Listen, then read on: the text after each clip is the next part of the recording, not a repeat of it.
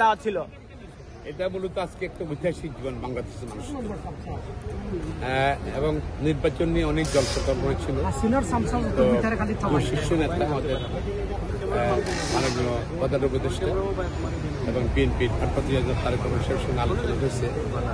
আলোচনা মনে হচ্ছে ফলপ্রসূ হয়েছে এবং আমরা আশা করছি ইনশাল্লাহ ফেব্রুয়ারির দ্বিতীয় সপ্তাহের মধ্যে রোজার আগে বাংলাদেশে নির্বাচন অনুষ্ঠিত হবে। এটা আমরা দেশবাসীও উন্মুখ হয়ে আছে ভোট দেওয়ার জন্য।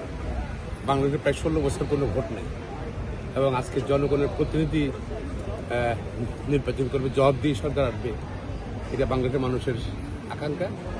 বাংলাদেশে অনেক দুঃখ কষ্ট আছে মানুষের, মানুষ কিন্তু ভোট নির্বাচন ভোটাধিকার প্রয়োগে কিন্তু অলওয়েজ সচেতন এবং দেশ উন্মুখ হয়েছিল আজকে ভোট দেওয়ার জন্য।